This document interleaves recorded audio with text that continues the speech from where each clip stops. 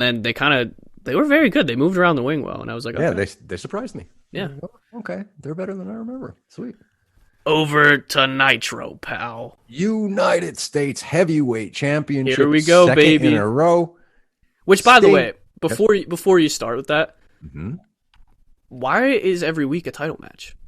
I guess to get viewers, but like pay-per-view, maybe save it. Like, Well, I think why they're doing it is probably because the champions are involved in War Games. okay, that makes sense. I got you. I thought the same thing too until I finished this episode, and I was like, "Oh yeah, that's why." Okay, Right? I needed some validation because Yeah. like it was a lot for me. Like because it's just I don't know, it's rare to see that. So Yeah, 2 weeks in a row, both champions. both titles on the line 2 weeks in a row. Yeah. So you have the heavyweight United States heavyweight champion Sting versus VK Wall Street. And as soon as they announced him VK, I thought it, and Heenan said it at the same time. Yep, Heenan dude. goes, Yep, I put down. VK, and I was so glad they did it. Why is he VK now? Yep. And they didn't answer it, but at least he pointed it out. So they went from Michael Wall Street to VK Wall Street, which was interesting.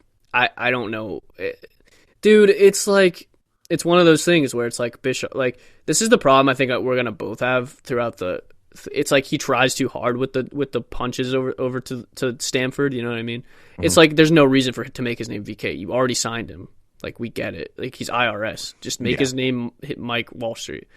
Wall Street's bad enough. That's a shitty name. Like I don't know why his name. Like I get what they're going for because it's 95. Obviously, yeah.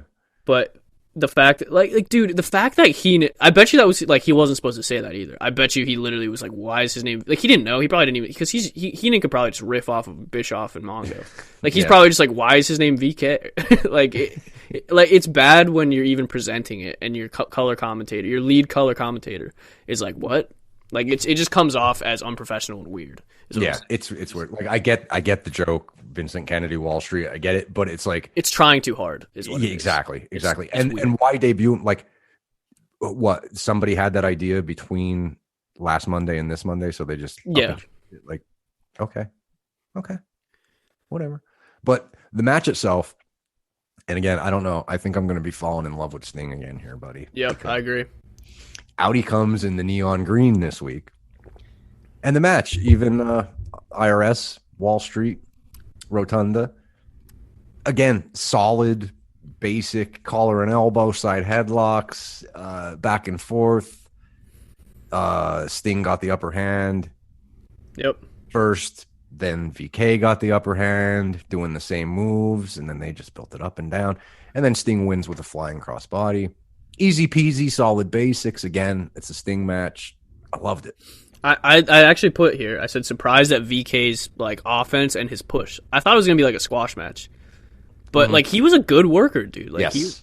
I was like, okay, you're one of those guys who got stuck with like a bad gimmick.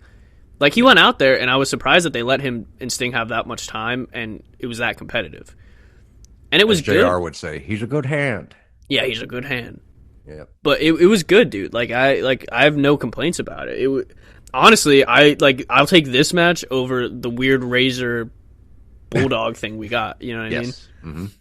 So I thought it was good. I mean, it's definitely better than head-to-head wise. It's better than Smoking Guns versus Brawler and Radford. So, I don't know. I guess it's just the Sting formula. Like, we're 2 weeks in, and every time he's wrestling, I'm invested, and I'm rooting for him, and I'm, like, kind of marking out when he does a Stinger Splash. Yep. So, I don't know, dude. Like, I actually think after we get, like, watch more of these, we're gonna, I honestly think we're gonna think Sting is massively underrated. I think so, too. Because, like, dude, because, like, last week he was with Flair, right? This week he's with Mike Rotunda. Yeah. VK Wall Street. And he put on, like, a good match. So, I don't know, dude, but I'm excited to see more Sting because this was simple, like you said, but and it's weird because it's, like, basically the same match he had with Flair. It's just, but obviously he didn't have Flair's ability, Wall Street. But, like, we don't care almost as viewers. Like, we're just, like, we still love it. You know what I mean? Right. Yep. Awesome. So that was good, I thought. Back over to Raw. Raw, pal. All right, so I basically wrote this promo word for word. So we got Gold Dust. Vince says, and now we have like a promo by the Bizarre Gold Dust, pal, or whatever. And he says something about it's the night of the living dead. Outside my mystical, magical land, the creatures of the night roam in purple and black. They follow the Undertaker's footsteps. Gold sheds in no darkness, but it kind of sounded like he said shits. He said it twice. He was like, Gold shits no darkness. He said it twice in a row. And then he basically said, Taker is a cloud over the WWF, evil cloud, and I'm going to send him to the heavens. And I'm just like watching this, and I'm like, what? I was so confused. I can't lie. Like, I was so confused. But, like, I know that what they were going for was bizarreness. Mm-hmm. But I was still really confused. I was just like, dude, I don't know what's happening kind of thing. Okay, so I forgot that he did this when he was Goldust. So how do you put it? You kill the brain, you kill the whatever. And then he said, Night of the Living Dead, 1968. He used to do movie quotes for his promos, depending on who he was wrestling. That makes sense. Because that makes sense now. I got that. Yeah, so he basically sets the tone because I guess he's taking on Taker now. Of course, we don't know this coming in because this is the first Raw we're seeing. Right. Well, and also there was a 2-week break, so I'm sure a lot of people who are watching forgot. Right. But I thought, like, it's so weird because I really like Dustin Rhodes. Yeah. Like, even today. But to see him as Goldust, dude, it's weird, but he was really good at it. He was, dude. I was drawn in, and I was like, this dude's, like, that's the first, like, because, like, the Goldust I know and I grew up with was, like, 08 to, like, 2015. Yeah, right. You know what I'm saying? So, like, this is the first weird live Goldust I've seen. And I'm, like, drawn in. Like, it's weird because he's supposed to be flamboyant, right? And, like, bizarre. But he's almost, like, in a way, like, I think it's because of Dustin who's playing him. He's, like, you kind of want to root for him in a way because he's so good at his promo, and like this really drew me in. And I was like, dude, I don't know what you're saying, but this is cool, type of thing. Exactly. And I guess maybe was he doing the movie thing because they were trying to make him like a star? Like, yeah, that was basically the origin of his character. Okay, he was a bizarre Hollywood artist guy, right? Okay. So yeah, this was a weird promo, but he's going. What we got out of it is he was going against Taker. I thought it served its purpose. It was fine. Mm-hmm. But yeah. Okay. Boyo, you want to go back to the old Nitro? Back over to the Nitro. We have Scott Norton taking on Macho Man Randy Savage as promised from last week. So this is the first Nitro intestinal fortitude quote. Yep. Because Savage showed a lot of it during the match. He did. According to Eric. This was a decent match. Like, okay, so Scott Norton, I know Scott Norton from the NWO era, and I knew he was in New Japan before this. Apparently, he had a run in WCW before he went to New Japan. See, that's. But I don't think a lot of people were aware of that at the time. Yeah, that's kind of the vibe I got too. Like, he was like, "Oh my god, this is Scott Norton," but we don't. I mean, they kind of presented it like we knew him, but they also at the same time let a lot to. Like, they didn't. You know what I mean? He wasn't supposed to necessarily be known. Mm-hmm. Yeah, I thought though, like in this match, like you talk about it more, but I just really think that he was a little too strong, if that makes sense. Yeah, and it comes off weird. Like, I was never a fan of his ever, right? And this match didn't help me with that. Like, I don't know how to put it. Like, he comes off as like a tough ass, but too tough ass. He's not. He doesn't have a personality. That's why he's like. He's kind of a brick wall. Like, he just goes in and destroys you. Like, that's even Taz and Brian Cage nowadays, like, they have personalities kind of. And back like that, like Norton goes in and he does his New Japan shit, and that's what's supposed to get him over. But that doesn't work in America. Yeah, exactly. Yes, that's a good way to put it. He's very strong style. And they tried to get that over in this match, I thought, but it was too much, dude. They made it seem like Savage was dying. I was like, for God's sakes, dude. The Savage, the guy who wrestled Andre in the 80s, and, you know, like, he's been in the business for 20 years. And Scott Norton's going to kill him. Like, really.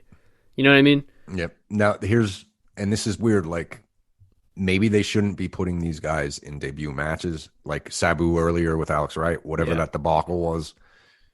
Here's another one, because I thought Macho, by the way, this is 1995, the end of 95. Dude, he looks like it's Macho Steamboat. Like, dude, he never lost a step. Good. He is so good. Like, I don't understand it. He's literally, like, he should be talked about as the best of all time. He doesn't get talked about. Like, when he goes up to the top, he's always like spot on. Yes, his elbow is the prettiest thing I still think I've ever seen in pro wrestling. I know. It's so good, dude. And I don't like the fact that he can go in there and have a decent match with Scott Norton says a lot. But that being said, I don't know who laid this match. It was definitely like they wanted to get Norton over. They like him selling the back was too much. Like they made it seem like he was gonna die. I think it was more the commentary than the match, honestly. Yeah, maybe. But like there's a part where they do like a like I thought he killed Savage. Do you remember the DDT he did? He did like this weird DDT apron Orton thing. Yes. And I thought he killed Savage. I was like, dude, that looked bad. And then they did like another high spot where he jumped off the top and Savage just kind of moved and like, but slammed him and they kind of missed. And I don't know. Norton just doesn't seem like the smoothest guy in the ring, and I would hate to like work with him if I was a wrestler, to be honest. But that's fair. That's a fair way to put it. Yeah. But yeah. So going back to, Sabu Alex Wright with the weird end finish. Here's another weird finish, and I guess it's because they're debuting certain guys and they want to make them look strong while the other guy is going over or whatever. Mm-hmm. But, and again, this is why you should debut a guy in a squash match, baby, against nobody and give him like what they used to do with Goldberg.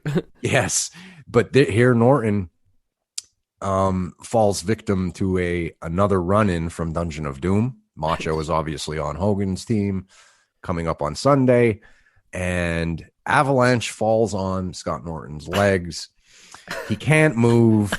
Macho hits him with the elbow for the 1, 2, 3, and he's a victim of Dungeon. So I liked the theory of this. Okay, like I think that if they're gonna go with like a dusty finish like this, it's the best way to do it if you're gonna have DOD run in, because Avalanche is like legit 450 pounds, 500 pounds, right? Right. So I liked the theory of it.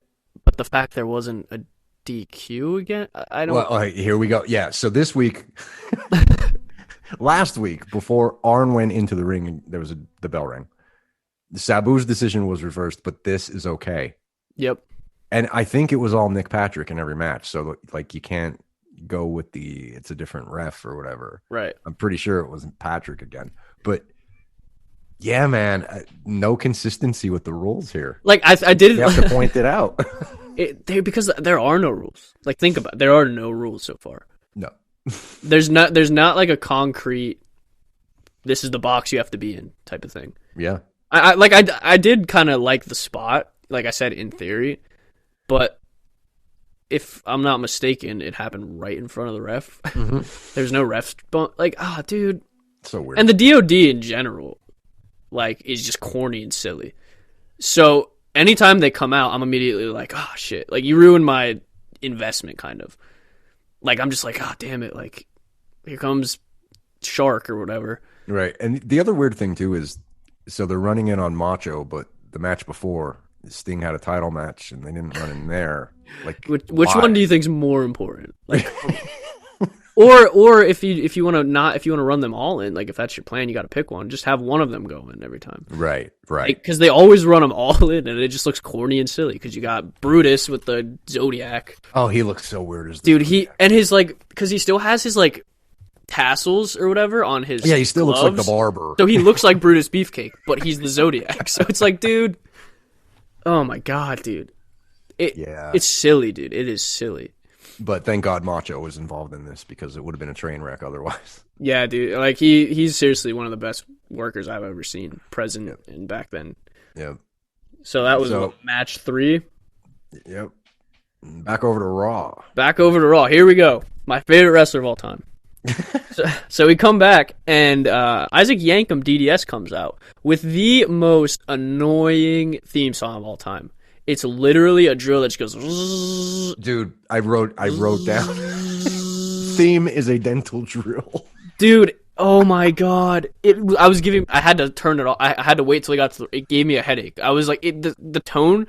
Like I can't imagine being in the arena. The tonality of it or the frequency hurting my ears. It was zzz, and then it stops, and you're like, oh, it's over.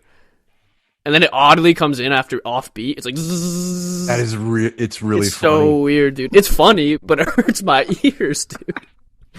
So he comes out, and Scott Taylor, I just put jobber, is in the ring already. Apparently, this is crazy. They cut to flashback. Yankum, Glenn Jacobs, the future Kane, wrestled Bret Hart at SummerSlam in his debut